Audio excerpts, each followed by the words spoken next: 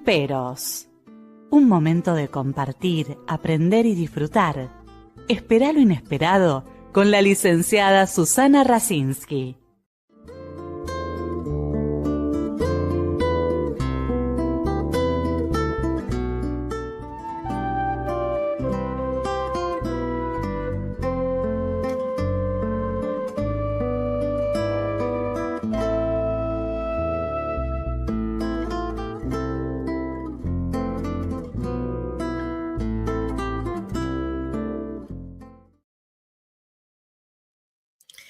Muy buenas noches.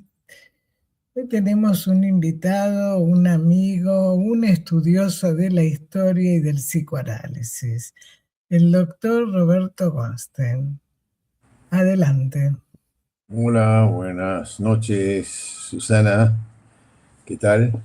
Es un placer porque, vamos a desarrollar más que tocar, un tema que me parece que muchos no conocen y que realmente voy a empezar con una frase que vos dijiste en una conferencia. Hay que recordar para pensar en el futuro, no para obsesionarse con el pasado.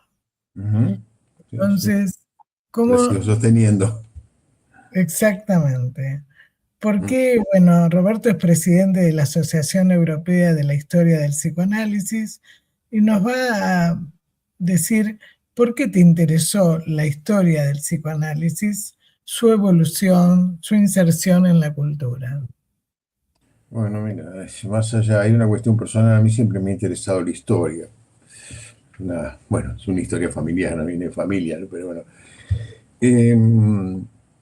Y claro, y al emigrar, yo aquí en los 90 y ver una serie de circunstancias y acontecimientos,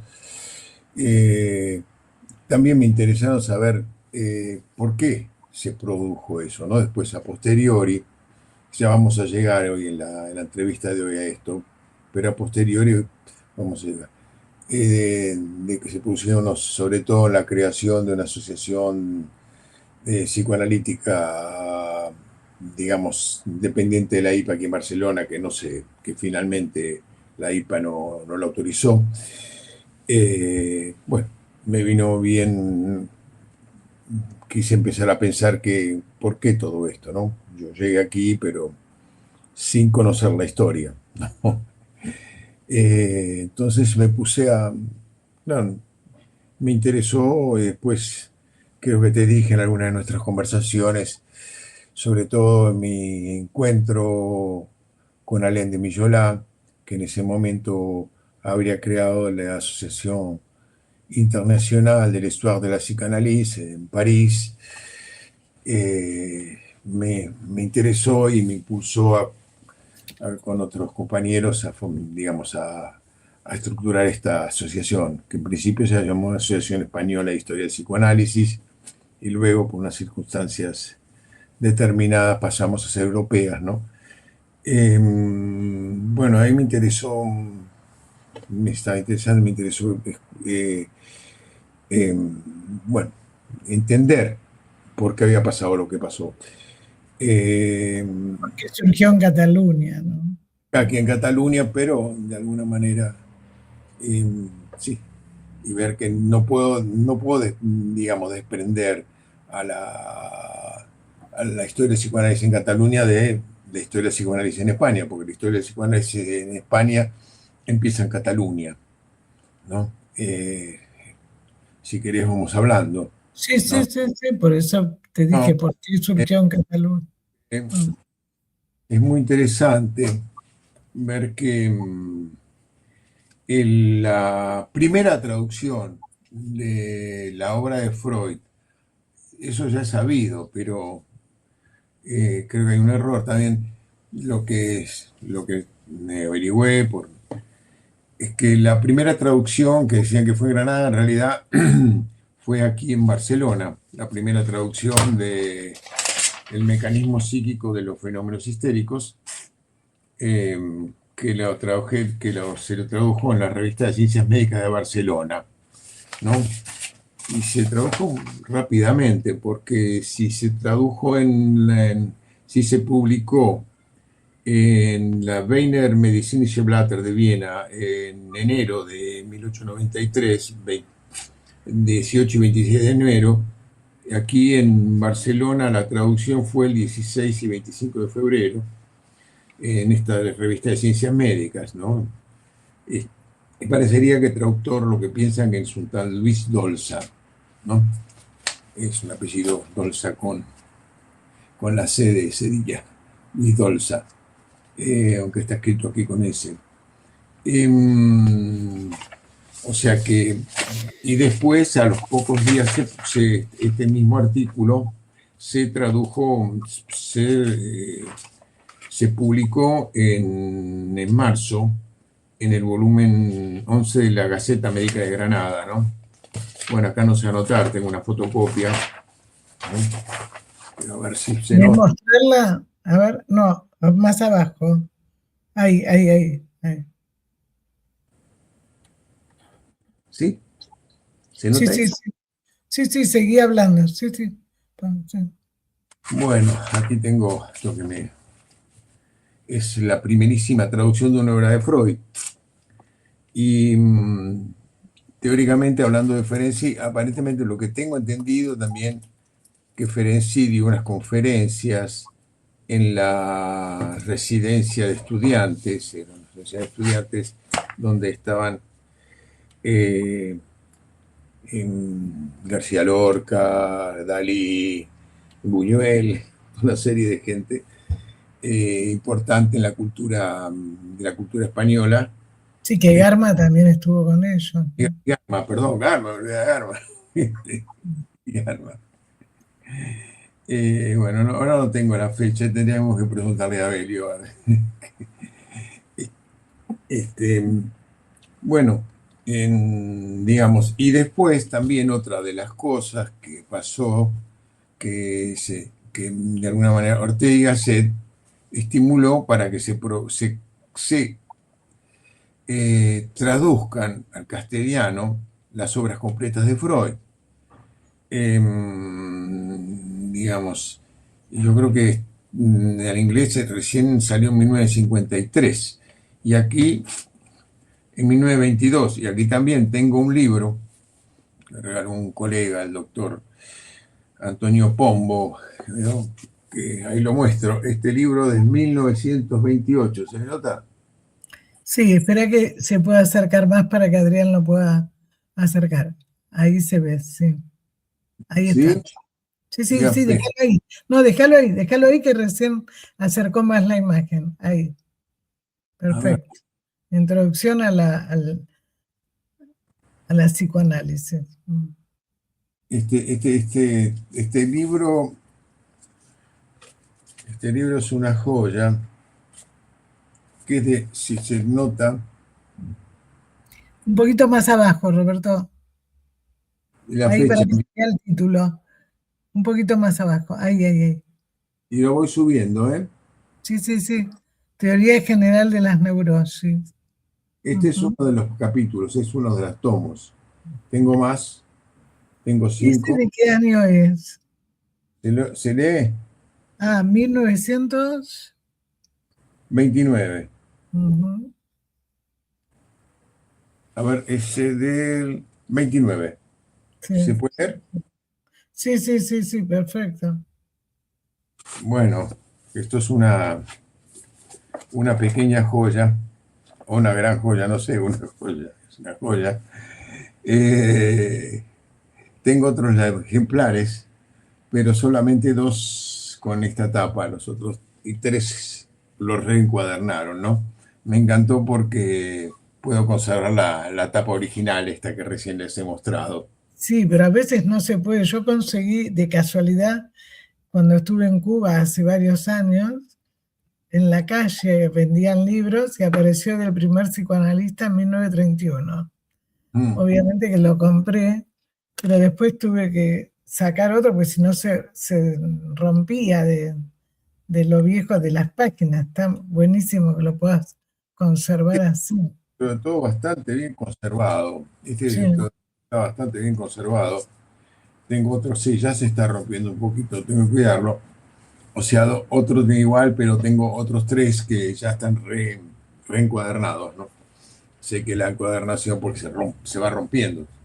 No sé cómo se conservó también esto, lo tengo ahí como una, guardadito, como una... Este lo mandó a publicar ¿quién? Este, este es de López Rueda, traducción directa al alemán Ah, de Luis López Ballestero, perdón, de Luis Ballestero, de Biblioteca Nueva.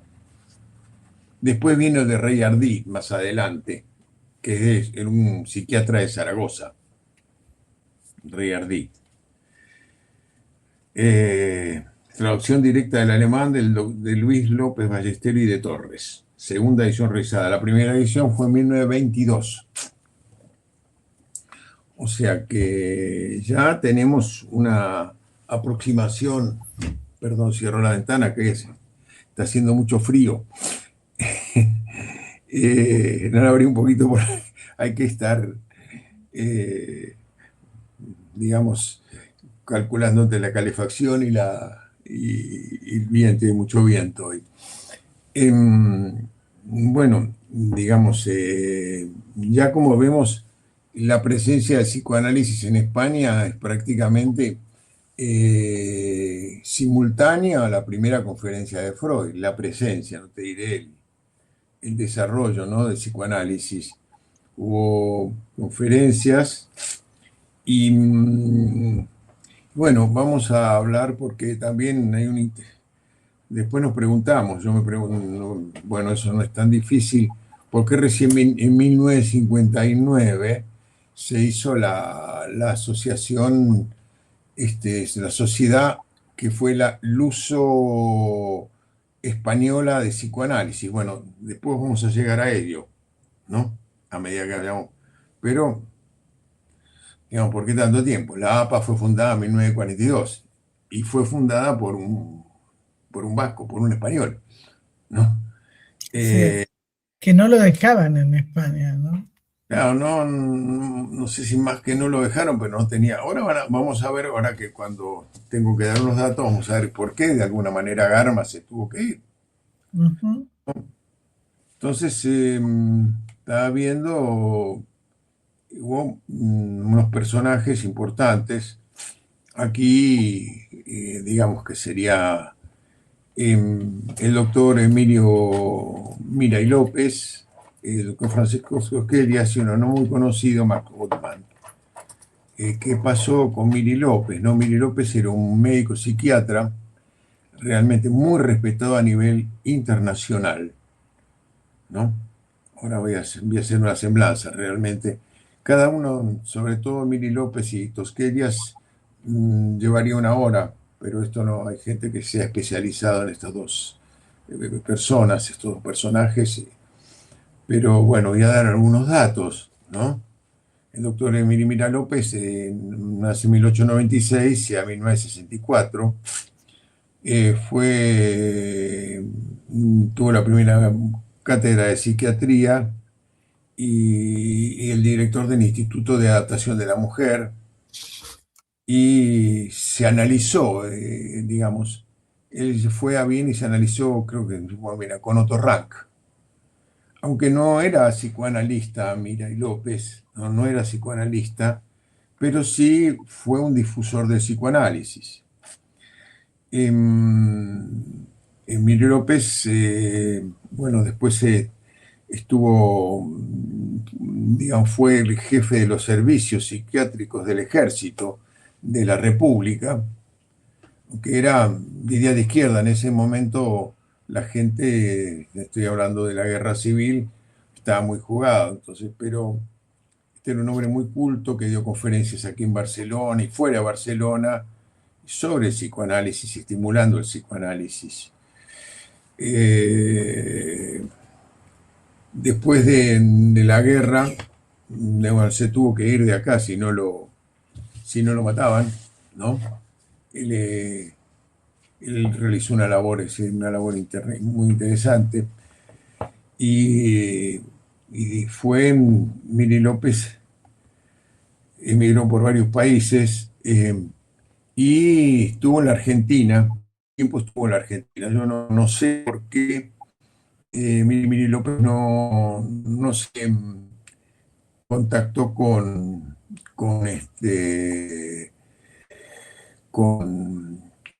Garma, con toda la gente que estaba desarrollando su ciencia analítica en la Argentina. Fue contratado por el gobierno de Santa Fe, de la provincia de Santa Fe, y luego fue a Brasil, donde falleció en Petrópolis, ¿no? No sé si no comulgaba con el gobierno peronista. Bueno, hay que ver que es un hombre que venía de Franco escapándose, estuvo internado en un campo de concentración en Francia, ¿no?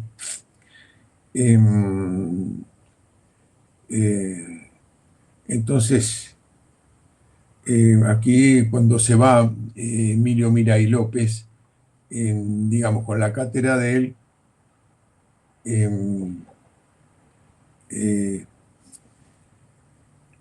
bueno, se queda él, bueno, ahora hay que leer entonces, bueno, ¿qué dice? Tengo un artículo aquí. Los psiquiatras más relevantes de la Segunda República se vieron obligados al exilio, como Rodríguez Lafonja, Ángel Garma, Miri López. Y otros se vieron reducidos a la nada y al silencio.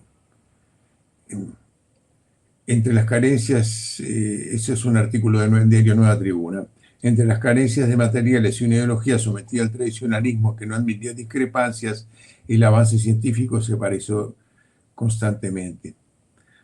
Basta con fijarse en el comportamiento oficial ante el psicoanálisis durante los primeros años 40. Fue calificado como un producto semítico, decadente, y el psiquiatra Ramón Sarró lo tachó como una forma de neosionismo. Ramón Sarró, que era de alguna manera el segundo y la mano derecha de Miri López, y que, bueno, podría hablar un poco más de él, pero estuvo en Viena y dijo que se había analizado con él Deutsch, parece que no. Cuando llega al gobierno se da vuelta y hace esta declaración, ¿no? Que es producto semítico decadente y una forma de neosionismo. Pero, sobre todo, dijeron que por lo que debía ser perseguido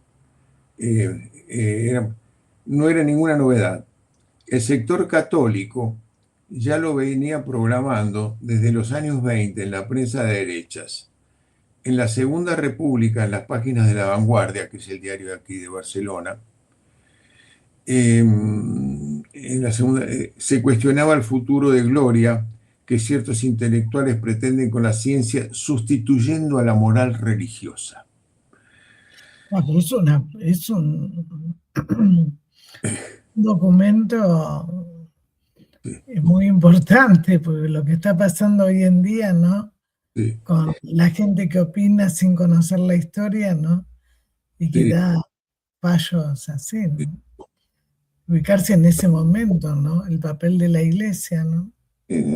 Dice, no hay ninguna ley humana ni ciencia, ni la ciencia ofrece materiales suficientes y adecuados para reconstruir el edificio de la moral. Deben supeditarse la finalidad suprema de la moral religiosa porque es un absurdo concebirla sin la existencia de Dios. Bueno, con esto te digo que la psiquiatría fue biológica, trufada de especulaciones nebulosas, metafísicas procedentes de cleros. Y bueno, había los más seguros, había unos doctores Vallejo Nájera, José López Ibor y Ramón Sarró. Bueno, sobre todo Ramón Sarró se dio vuelta, ¿no? Después de haber trabajado codo a codo con el doctor Miri López, lo relató. Sobre Miri López, todo un artículo, todo un estudio porque lo difamaron y dijeron que era el asesor de las torturas de las checas. No sé si sabes qué son las checas, ¿no? No, ¿qué? No, las checas eran las prisiones, y bueno, tampoco los trataban tan bien, a donde los republicanos ponían a sus prisioneros nacionales, ¿no? Pero hicieron toda una difamación de Miri López y que se tuvo que ir si no lo fusilaban. Que después, en 1972, bueno, lo volvieron a, digamos, lo revalorizaron, hicieron un desagravio, lo desagraviaron, pero tardaron muchos años en desagraviarlo, ¿no? A Mini López. Claro, Bueno, pero lo que vos aportás, ¿no? ¿cómo? Que lo que vos aportás, Sí, cómo en estos psiquiatras, en estos médicos, ¿no? Cómo influía también el contexto histórico, como le pasó a Freud también, ¿no? sí, El no, contexto histórico social, ¿no? Por eso influyó, también tu interés en conocer la historia y su inserción en la cultura. sí, sí, Porque, digamos, ¿qué pasó, no? Con todo el franquismo, con el papel de la iglesia, qué pasa incluso en este momento donde el rol de las instituciones tradicionales ya no están, ¿no? La familia y la iglesia. Está más por lo de la inteligencia artificial, pero que es importante porque no se conoce mucho de estas cosas. O sea, cómo influyó, ¿no? En la creación, ¿cómo? cómo influyó, digamos, en la sociedad. Porque incluso vos en alguno de tus escritos ponés como que como que pensás que hay una similitud, ¿no? Con los años 30. Después lo vas a desarrollar, pero bueno. Claro, sí, ¿no? En este momento histórico sí hay una similitud, porque en ese momento era una persecución. Bueno, toda esta gente, ahora voy a otros personajes de esa época, que hay uno que sería el segundo psicoanalista español después de Garma, ¿no? Pero ya llego. Vamos lentamente para no marear a la gente, ¿no? Sí, ¿no? Era gente que también estaba comprometida políticamente, ¿no? Un poco. Mira, López estaba comprometido políticamente, aunque no era marxista, o sí, era un hombre de ideas progresistas y apoyaba la. Combativo, ¿Qué? combativo. O Hombre sea, combativo, apoyaba a la República, hombre sumamente culto, muy carismático, ¿no? Realmente un personaje, te digo, reconocido a nivel internacional, aún ya desde la Argentina y Brasil iba a congresos. Lo interesante es que cuando iba a estos congresos y se encontraba con esta gente que lo había difamado, no sabían qué decirle. Bueno, el IBE se le acercaba, ¿por qué has dicho eso de mí? Y bueno, disculpa, o sea que eh, no se esperaban en encontrarse con él. Por ejemplo, hay uno en Suiza que se encontraron y le escapaban, ¿no? Pero era toda una cuestión, bueno, bastante parecido a lo que, desgraciadamente, a lo que puede estar pasando ahora en algunos sentidos, ¿no? Con las mentiras, bueno, ahora vemos que han matado a esta pobre mujer en Minneapolis y están diciendo la pobre mujer era una, no sé, era una terrorista, ¿no? Una sí, madre, sí. ¿no? Y bueno, las mentiras tipo Goebbels. Miente muchas veces y después te van a creer, ¿no?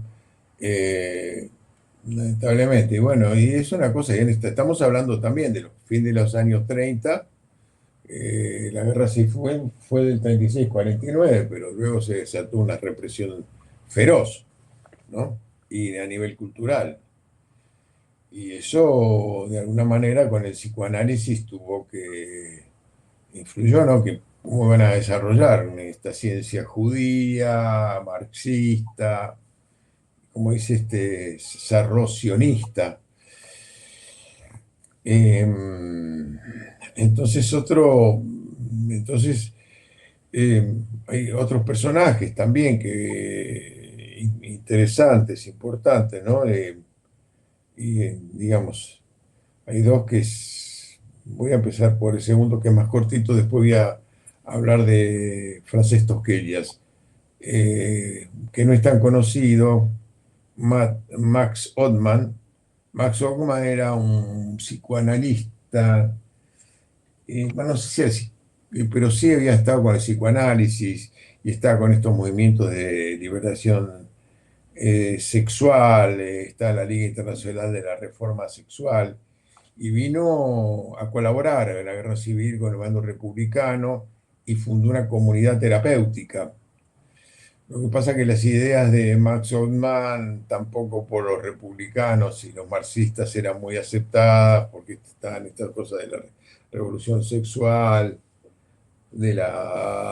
digamos, la tolerancia con la homosexualidad, que bueno, eso no lo veían los soviéticos, cómo vamos a tolerar, de la homosexualidad, del onanismo, él decía que hasta era necesario.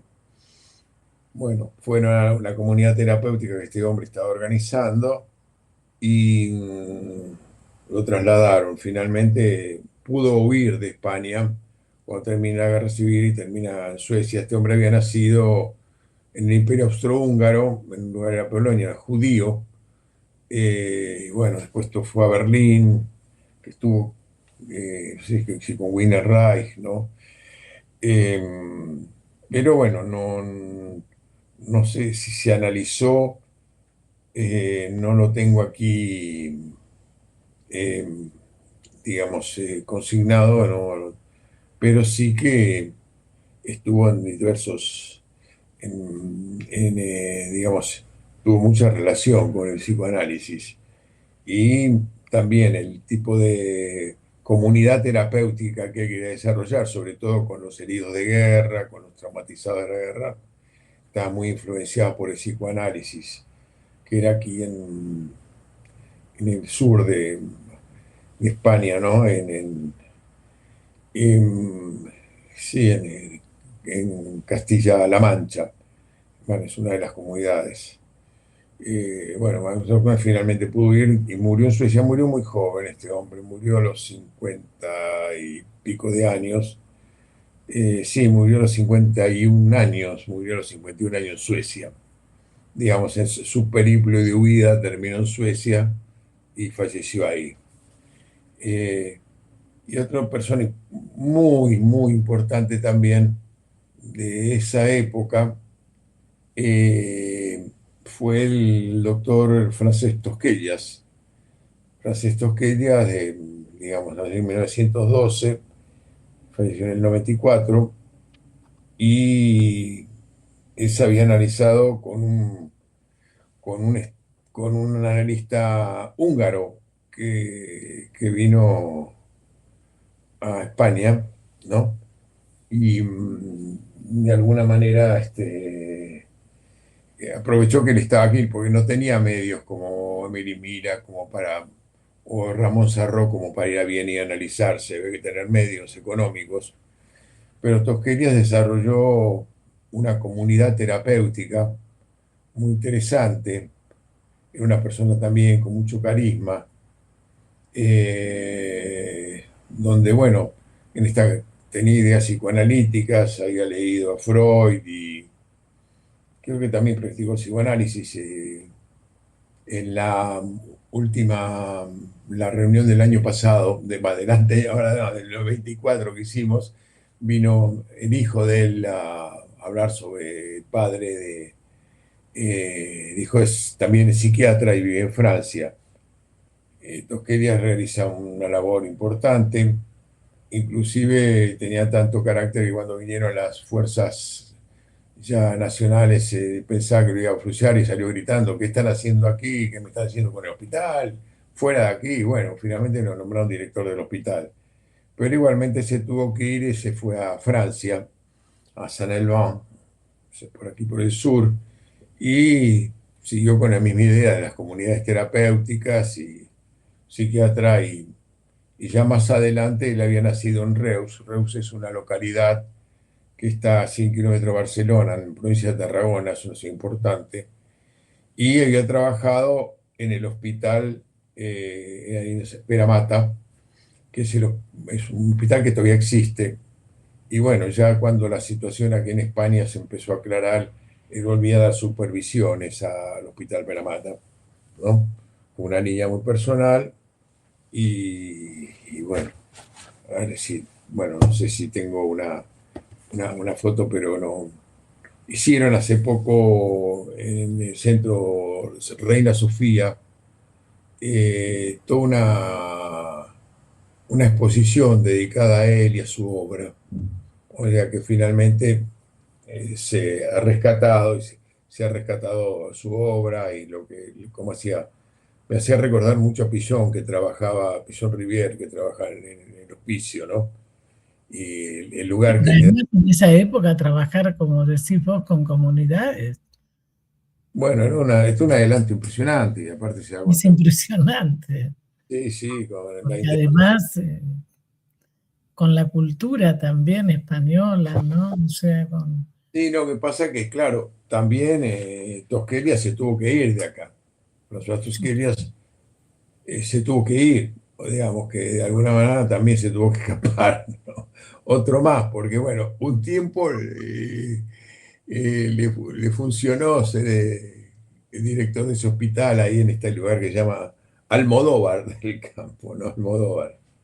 Y Almodóvar el apellido viene de una ciudad, ¿no? Como el director de cine, Sí, sí, Almodóvar. sí. Y después se fue después tuve que irse y fue a Francia. Sí, en Francia tuvo una carrera muy interesante, muy importante en Saint-Albin, ¿no? Que es aquí en el sur de Francia y, bueno, donde iba gente de la interioridad francesa, ¿no? Dentro de todo, que era la Francia de Vichy en ese momento, bueno, no. Y pudo desarrollar y ya se quedó ahí y falleció ahí en Saint-Albin. Falleció en Saint-Albin, pero a diferencia de Gottman, que vivió 51 años, Tosquella falleció a los 82, Claro, ¿no? pero yo te escucho y Sí, pensaba, ¿cómo influyó en toda esta gente como en vos, como otros colegas que conocemos como Carlos Tavia y María Elena, ¿no? San Martino? ¿Cómo influyó también el hecho de tener que emigrar, ¿no? Por distintos motivos. sí, sí. ¿Qué significa, ¿no? El emigrar y la necesidad de la historia? Porque cuando uno va a otro lugar, es un desconocido en todos los aspectos, ¿no? Entonces, ¿cómo influye esto de la necesidad de historizar, ¿no? No, de acuerdo, sí, ¿no? Desconocido y desconoce también, ¿no? Porque por eso te digo que yo me puse a ver esto y desconoce. Claro, todo esto que yo te estoy contando, que te estoy relatando, para audiencia también, que digo, más complicado, ¿no? De François Tosqueria tengo algunos colegas que ya se han especializado en esto y que podrían hablar más tiempo de toda la obra de él, pero si hablamos de la obra de él ya nos va a llevar todo y vamos un poquito más No, adelante. podemos hacer un programa nada más que de él, Sí, porque bueno, no se yo conoce mucho. recomendaría a otra persona que... Sí, sí.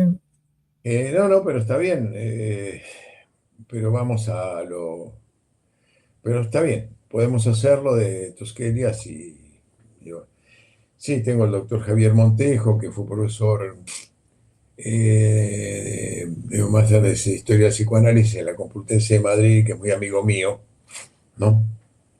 Con quien nos intercambiamos datos, Perfecto. eh, ¿no? Eh, digamos, y bueno, siguiendo, claro, hubo todo este interregno de oscurantismo aquí, claro, porque y lo que estaba, otra colega hablaba, ¿qué hubiera pasado? Decía, si Garma, en vez de ir a Argentina y formar la Asociación Psicoanalítica Argentina, ¿no? Y con todo el desarrollo que tuvo, se hubiera quedado en España, dice. No, una colega española que hablaba en la primera reunión que hicimos sobre la historia del psicoanálisis en Cataluña, que después se amplió a la segunda más España, ¿no? Que también España, que tuvimos ahora en noviembre. Eh, digamos, sí, con bastante éxito. Bueno, con la primera, la segunda, como la primera fue buena, la segunda vino más gente. Y se engancharon menos por online, que eso no sé, esto es otra cosa que nos, que nos puso contentos, ¿no? Eh, digamos, porque, claro, era imposible. Recién en 1959 se forma la Asociación Luso-Española de Psicoanálisis. Esta asociación está formada por los doctores Folk, Bofill, Julia Corominas, y algunos más, la esposa de, ahora se me hizo una laguna, pero bueno, la esposa de Bofill, Nuria Melió. Y luego se fue agregando otra gente. Esta gente se había formado en Suiza y doctora Corominas en Inglaterra, pero doctora Corominas había pasado por la Argentina inclusive. Formaron la asociación esta, la Luso Española. Después los portugueses, de más número, claro, porque la sede era en Barcelona. Los portugueses finalmente forman la suya en Lisboa.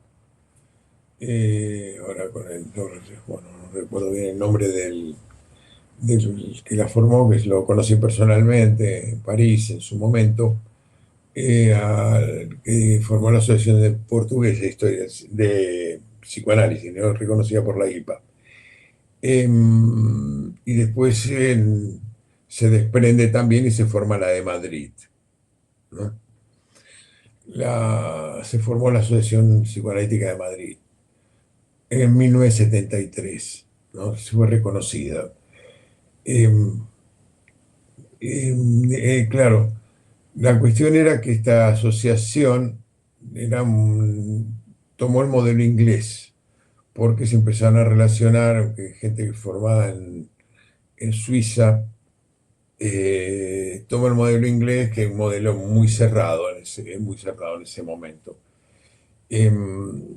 Digamos, mientras tanto, a partir de los 70 y pico por la dictadura argentina, empiezan a llegar los analistas argentinos y de alguna manera es un ida y vuelta, ¿no? Garma forma la Asociación Psicoanalítica Argentina, un vasco, y vienen aquí los argentinos y empiezan, sobre todo los grupos lacanianos, que aquí no existían, empiezan a formar bastantes sociedades. Apertura, y sobre todo Oscar Mazota, aparece por aquí. Oscar Mazota dejó una impronta muy fuerte, muy importante, mucha gente que acerca al psicoanálisis. Oscar Mazota acerca al psicoanálisis. Y además él trabajó siempre mucho en grupos. Sí, ayudó mucho, ¿no? Ayudó mucho, hizo una labor muy importante, y mucha gente, inclusive que yo conozco, ya colegas míos, se acercaron al psicoanálisis y al psicoanálisis lacaniano después del contacto con Oscar Mazota, ¿no? Yo no lo llegué a conocer. Creo que cuando yo llegué ya había fallecido Mazota, que murió relativamente joven. Porque vos fuiste en el 90, ¿no? Te fuiste en enero de 91, aquí sí. Entonces ya no estaba. En ese entonces, pero también vamos a hablar, tenemos todavía 15 minutos, ¿no? Sí. No, tenemos 15 minutos. No, de alguna manera se forman estos grupos, y también una de las características que se forman estos grupos, porque la asociación, la Sociedad Española de Psicoanálisis en Barcelona, te digo, y la de Madrid un poco, pero menos, esta era mucho más cerrada, ¿no? La de Barcelona seguía el modelo inglés, que para entrar había que analizarse con alguien de aquí, presentar trabajo, y sobre todo viniendo de una sociedades de la IPA. Era un modelo muy rígido, ¿no? Claro, eso estimuló a que se formen asociaciones afuera, sobre todo los lacanianos, bueno, no iban a entrar no iban a entrar en una sociedad de la IPA. Los que estaban bueno, con Miller, sobre todo la gente de Miller, bueno, no me acuerdo, bueno, o otra gente, u otras corrientes, ¿no? No millerianas. Y entonces aquí, luego también en Madrid finalmente se abrió y entraron analistas argentinos, que en ese momento era un poco difícil. Grimmin estaba dentro de la Asociación Psicoanalítica de Madrid, la Sociedad Psicoanalítica de Madrid, la APM, ¿no? Grimberg y Rebeca León y Rebeca Grimberg hicieron una labor bastante importante en la Sociedad Psicoanalítica de Madrid, ¿no? Luego, creo que a los 2000, los 90, 2000, se trasladaron a Barcelona, ¿no? Donde fueron bien recibidos por la Asociación Psicoanalítica de aquí. Lo que pasaba que sí, refiriéndome a la IPA, era una sociedad, ahora está cambiando, es una sociedad muy cerrada al estilo, digamos, inglés, y con muchas. Exacto. Eran clenio-bionianas, se habían dado con gente, y acá vino Ana Segal y otra gente que trabajaba en Inglaterra, fundamentalmente a la sociedad. Mira, hace 3 meses más o menos, cuando se hizo un encuentro de investigación de Sandler desde IPA, en Napa, una colega de Londres decía, en un momento de crisis económica, ella tuvo que salir a buscar más trabajo y empezó a trabajar de una manera distinta. Y ahí se dio cuenta que igual podía trabajar como analista, pero que era un poco en contra de lo que todavía sigue siendo muy tradicional en Londres, ¿no? Como mucho más rígido. O sea, sí. Sí, no, entonces, claro, aquí eso no se dio en Madrid, pero aquí hubo un movimiento, digamos, mientras hubo un movimiento, un grupo de psicoanalistas, sobre todo argentinos, estaban Barenblith, que era el que comandaba, que falleció hace poco, Barenblith, este año, Valentín, que lo conocía, que lo conocía Susana, lo conociste a Valentín, Barenblith. Estuve él trabajó bastante en lo de sueños también. Valentín, ¿eh? Sí, Barenblick, sí. Sí. Bueno, Valentina, que hizo una labor importante, sobre todo en psiquiatría, un hombre muy respetado en Barcelona, ¿no? Y bueno, el psicoanalista, fue mi psicoanalista en la Argentina, Valentín Barenblith. Y Valentín era el impulsor, junto con otros, Jorge Aragonés, gente muy valiosa, Jorge Aragonés, Mario Jaite, ¿no? También otra gente como Claudio Berman. Si me olvido de alguno, pido perdón. La mayoría fallecieron todos, ¿no? Digamos, estaban, que querían formar sobre todo había un solo catalán, que querían formar una sociedad, un grupo de estudio, sociedad paralela a esta, en relación a que la rigidez de la Sociedad Española de Psicoanálisis, que era muy rígida, entonces claro, la gente iba a entrar. Y bueno, la IPA fue un montón de movimientos, y la IPA finalmente no lo autorizó. Hubo una serie de negociaciones para que toda esta gente entre en la SEM. Nadie entró. Yo entré, pero después me fui, ¿no? Porque no comulgaba con con todo lo que yo he aprendido en nuestra Asociación Psicoanalítica Argentina, ¿no? No sé si mejor ni peor, pero no me sentí identificado. Traté 4 años de una cátedra de Freud y me fui de esta asociación, ¿no? En buenos términos, no, digamos. Y mientras tanto, claro, yo creo que lo veo y fue un error de la IPA no reconocerlo, ¿no? No reconocerlo porque realmente si se hubiera formado esto, yo pienso que hubiera aglutinado toda una serie de gente que formó otras asociaciones que trabajan muy bien, como Gradiva, que está ahí también, Eduardo Brayer y otra gente, Carlos Tavia no, pero sí la mujer. Sí, sí, María Elena. Ahora, bueno, la Escuela de Psicoanálisis de Niños, Pichuno Campo, aquí en Barcelona también. Y se formaron una serie, aquí en Barcelona se formaron una serie de asociaciones, ¿no? Tanto que persisten, ¿no? Como Gradiva, la escuela que se llama la Escuela de Psicoanálisis de Nenes y Adolescentes, Psicología Clínica. Esto está pasando en América, ¿eh? Sí, bueno. En Perú, en México, en Colombia. Es decir, hay muchos institutos de formación de psicoterapia que, bueno, la gente no quiere pagar lo que pagamos a IPA y FEPAL, entre Sí, comillas, y además toda la situación es otra sociedad, ¿no? Bueno, hay que tener mucho cuidado también en la formación, sí, sí. ¿no? En las instituciones, pero te digo que en estos últimos 2 años, 3 años, que yo he ido a Perú, hay un montón, en Uruguay mismo, hay 4 instituciones donde tienen más de 300 miembros. Y, sí, Es muy bueno, bueno.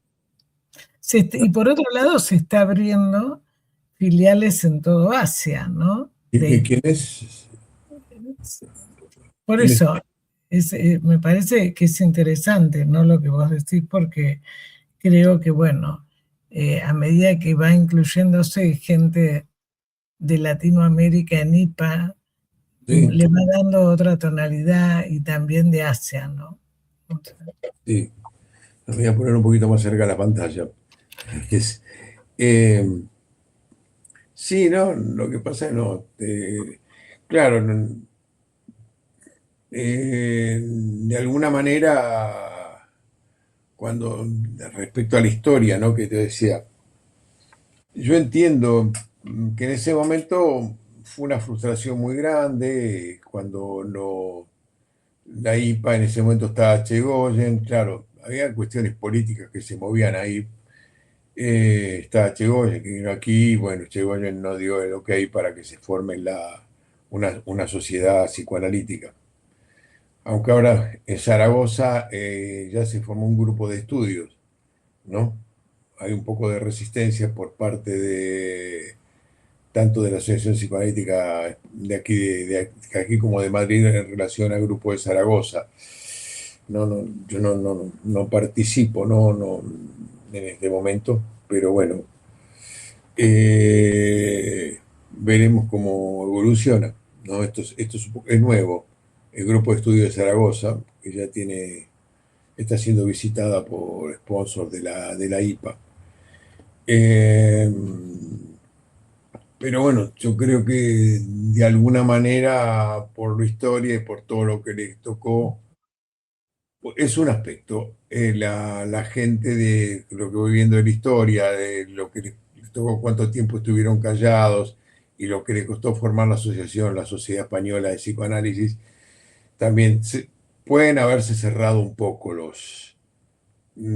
digamos, los psicoanalistas que comandaban la Asociación Sociedad Española de Psicoanálisis.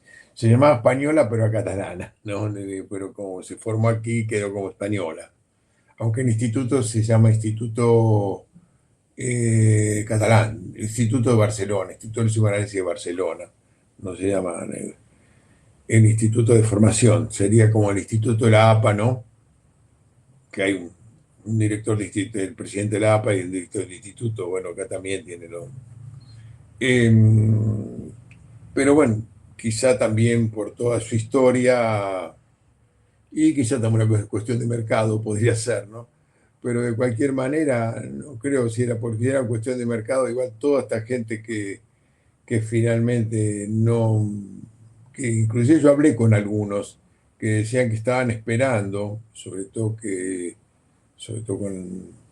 se forme esta asociación psicoanalítica dependiente de la IPA aquí en Barcelona, la que comandada por Valentín Barenblit, ¿no? Finalmente, pero toda esta gente finalmente no entró en la SEP, no entró en la Sociedad Española de Psicoanálisis, así que por eso te digo que fue un error de la IPA, porque toda esta gente que finalmente no entra en la Sociedad Española de Psicoanálisis hubiera sido absorbido, hubiera sido gran parte absorbido por por esta asociación que se hubiera formado, eso seguro. Inclusive lacanianos, porque en la APA tenemos lacanianos, tenemos distintas corrientes, ¿no? Y aquí aunque se abrió bastante estos últimos años, la sociedad española se abrió, estudiaron otros autores, pero sigue con una estructura un poco cerrada y no hay lacanianos ahí, ¿no? Acá tenemos movimientos lacanianos, gente muy capaz, bueno, y muy estudioso, y que tienen todo un grupo de gente que lo sigue y que forman gente, ¿no? Lo que pasa es que cuando entran los dogmatismos, los narcisismos y los fanatismos, todoísmo, Sí, en las instituciones no hay crecimiento, no hay desarrollo. Y yo no, creo que es un momento que tienen que empezar a abrirse porque la gente no es como en nuestra época, o sea, así como los jóvenes hoy están en una empresa telefónica y mañana están en otra, en esto es distinto por toda la tecnología y demás. Nosotros, digamos, éramos más conservadores, entre comillas, ¿no? En el sí. sentido de estar en una institución, seguir. Hoy en día la gente, como la sociedad lo requiere, por ahí quiere un doctorado y no tiene idea y pagan fortuna. Y bueno, Sí, no, digamos, creo que hay que adecuarse a la realidad social, pero no dejar de ser exigente con la formación, pero no ser rígido, porque el tema es ese. no hacer, ¿qué dices? Que no, perdón, no Sí, hacer. sí, no ser rígido, Ah, no ser rígido, sí, sí. no ser dogmático, porque si no, donde entran los partidismos, aún si sos lacaniano, si sos freudiano, si sos... No es ser de alguien, ¿no? Es decir, porque se dice una amplitud, pero después en la práctica cuesta mucho, ¿no? Que dejen por ahí a veces ciertos... Sí, yo estoy de acuerdo contigo, ¿no? Tenemos que, inclusive los encuadres en este momento tienen que ser más abiertos, porque si no, tampoco la gente puede tolerar en este momento un encuadre como teníamos en otra época, como el que viví yo en mi Ahora, análisis. en los minutos que nos quedan, ¿no? Sí. Como para que, ¿qué le podrías decir a la audiencia? Sabés que el programa lo ven gente de distintos países. ¿Por qué es importante conocer la historia del psicoanálisis como cualquier otra historia? Pero digamos, la historia en España y que de alguna manera tiene que ver también mucho con la historia también de Argentina, ¿no? Porque muchos argentinos se fueron en la época del exilio y pudieron desarrollar, como en Italia también, que tenemos grandes psicoanalistas, ¿no? O sea, ¿cuál es tu opinión? Y también un mensaje para que la gente, bueno, si quiere integrar la agrupación que vos presidís, ¿cómo puede Ay, hacer? En eh, fin. y mira, hay una cosa que, inclusive por mi experiencia, más allá de mi pensamiento teórico, ¿no? Sí, por mi experiencia, yo creo que es importante conocer la historia del lugar donde vas a ir, donde vas a estar, porque si uno conoce la historia va a entender mejor lo que está pasando hoy, ¿no? Sí, que cuando yo llego aquí no conocía la historia no conocía bien, me desayuno, digamos, aquí cuando fue bastante duro el golpe. Creo que hubiera sido menos duro, o no sé si hubiera venido, por ejemplo, ¿no? Si hubiera conocido bien la historia de lo que estaba, bueno, de la historia del psicoanálisis en Cataluña, de la estructura, qué pasaba, ¿no? Y, digamos, yo era 35 años más joven, o sea que ahora, ¿no? Y entonces, pero bueno, si uno puede, antes de ir a un lugar, empaparse, bueno, ¿qué está pasando? ¿Por qué las cosas son así? Eh, ¿Cuál es el contexto histórico? Aquí sí, bueno, el contexto histórico, esta gente, yo puedo entenderlo, no lo justifico, pero los entiendo, que es distinto, ¿eh? Una cosa es entender a alguien, yo puedo entender que uno sea asesino porque tuvo, bueno, perdón, es muy fuerte esto, que no los califico a los colegas de acá, bueno, que uno pueda rechazar pueda rechazar que venga gente de afuera, sentirlo como invasores, etcétera, etcétera, porque nosotros en un periodo muy difícil de la historia de España y de la historia, creamos una asociación y que ellos tenían una persona un, una, un veedor, alguien que tomaba notas de las reuniones que hacían los psicoanalistas, como también pasaba con la APA, que tenía, Totalmente. ¿qué? Aquí Eso es también, con franquismo, y después como no entendía nada, dijo, bueno, mándeme el hombre, como no entendía nada de lo que estaban discutiendo, este censor no fue más, dijo, no entiendo nada de lo que ustedes hablan.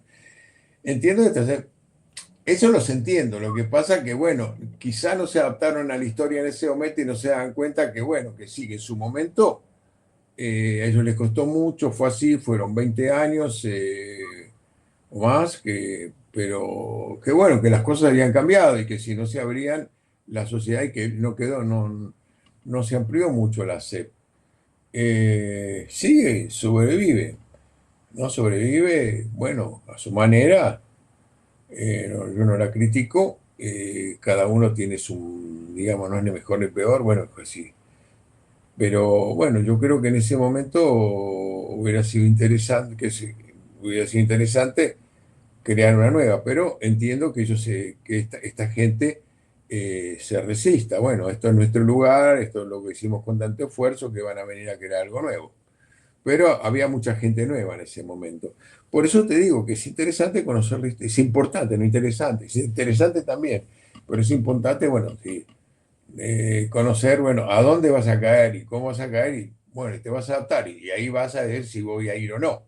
Y además la idealización, porque Sí, siempre sí, ellos preservaron lo de ellos. O sea, en el 2002, cuando sí. yo fui a homologar en la UNED, que me aplazaron, tuve que dar pensamiento y lenguaje. Después me dijeron, no, ya había gente que había dado por quinta vez, no querían que viniera gente con experiencia. No O sea, querían, que viniera gente con experiencia. no querían gente con experiencia. Claro, porque tenían miedo a perder su trabajo, sus cosas. Se acercaron dos profesores y me dijeron, yo sé cómo te están tratando, ¿no? Porque bueno, era ese momento y me imagino cuando vos te fuiste también, ¿viste? O sea, es lógico esa cosa que también en nuestro país pasa, ¿no? No, Donde no, hay trabajos que no quieren hacer los argentinos y lo hicieron los venezolanos, los bolivianos, los paraguayos, ¿no? Y no, no. ahora van a España y por ahí hacen trabajos que acá no harían. Pero bueno, a mí me parece importante conocer el lugar a donde uno va y no tratar de que ese lugar se adapte a uno, ¿no? Que la No, persona tiene que tener claro que se va a tener que adaptar a ese contexto, ¿no? no, en eso estoy de acuerdo, mira, inclusive yo, claro, he recibido todos estos años en mi consulta mucha gente que emigró y con muchos problemas con su migración. Fue una de mis especialidades, digamos, tratar pacientes emigrados, no solamente argentinos, no solamente argentinos, ¿no? Sobre todo de Latinoamérica. Claro, Un poco vienen con idealización, sobre todo los argentinos de Barcelona, ¿no? Porque aquí hay más argentinos en Barcelona que en Madrid, ¿sabes? Este, así es. En Barcelona hay más cantidad de argentinos que en Madrid. Hay unos 450.000 argentinos en España. Y aquí en Barcelona hay, no recuerdo exactamente la cifra, pero no, que no, 90.000, no quiero mentir, pero hay más, emigró más gente. Bueno, pero también pueden venir con una idea errónea de lo que es y ahí, bueno, muchos se, y muy, y muchos se frustran y bueno, si venimos conociendo dónde vamos a ir y qué nos puede pasar, y bueno, y hay un dice, a donde fueres, haz lo que vieres, ¿no? O sea, Tal cual. haz lo que bueno, Mm. entonces ahí no querer imponer una cosa, por ejemplo, si no sé, un minuto más. Cuando yo llegué, también algunos pacientes se me fueron, me acuerdo una chica en especial, se me fue como paciente, y ese momento que para mí cada paciente no era terrible, porque uno empezaba a trabajar y había que mantener a la familia y todo. Claro, pero yo la trataba al modo argentino, y bueno, esta chica no aguantó y me lo dijo de alguna manera, ¿no? Que no toleraba que yo y bueno, y fui aprendiendo y conocer un poco la, digamos, el taraná, me sale en catalán. Es que es así, mira, Teresa Joan, que fue la que llevó el psicoanálisis a Sí, China, sí, ella decía, ella sabe chino, pero dice, claro, ciertos valores chinos, si uno no los sabe, puede decir cosas totalmente erróneas que la persona se va, que es la fidelidad, que es la honestidad, bueno, son sí. ciertas cosas, ¿no? Y bueno, el catalán tiene sus costumbres, sus valores, sus cosas, ¿no? Claro, es una manera, tiene un taraná, bueno, no me salía una palabra, pero no importa. No, tiene su costumbre, toda una idiosincrasia que tenemos que respetarla, ¿no? No es ni mejor ni peor, es distinta. Y no podemos venir a imponer la nuestra. Así es, No podemos, así es. si venimos de México, Colombia, vamos, paciente. Yo he tenido pacientes, he tenido y tengo pacientes de Argentina, de México, de Colombia, ¿no? Y bueno, y poco a poco gente que se va adaptando, ¿no? Y a algunos les cuesta, bueno, algunos se dan cuenta que no pueden y deciden volver, ¿no? Y bueno, yo en ese momento sí, si no puedes adaptarte a esto y ver lo que pasa, no dejas de ser tú, pero no quieras cambiar a la gente y no los desprecies porque O son si el distintos. país se quiere adaptar a vos. Claro, Bueno, bueno, te no sé, tengo que ya estamos despedir. all the time. Sí, No, bueno, gracias, Roberto. no, gracias Un a abrazo y ti. bueno, y ya nos veremos pronto, ¿sí? Siempre es un Bueno, gusto bueno, hablar contigo y tanto a nivel así online como personalmente. Espero que vuelvas por aquí, por sí, Barcelona, sí, ya en quedamos. la actividad y si no, nos Sí, vemos sí. en Buenos Aires en algún Bueno, momento, ¿eh? un Bueno, abrazo fuerte. Gracias. fuerte abrazo y muchas Bueno, gracias hasta por luego. la entrevista que me he sentido muy Bueno, cómodo. gracias, vos. Gracias. Adiós, adiós. Fuerte abrazo.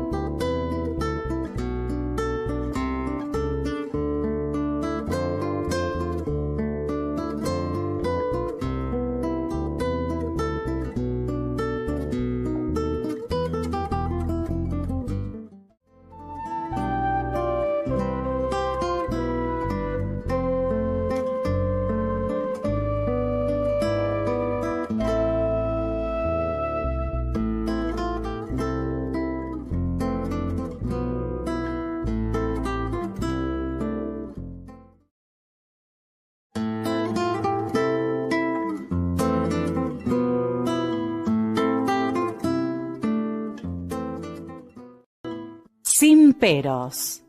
Un momento de compartir, aprender y disfrutar. Espera lo inesperado con la licenciada Susana Rasinski.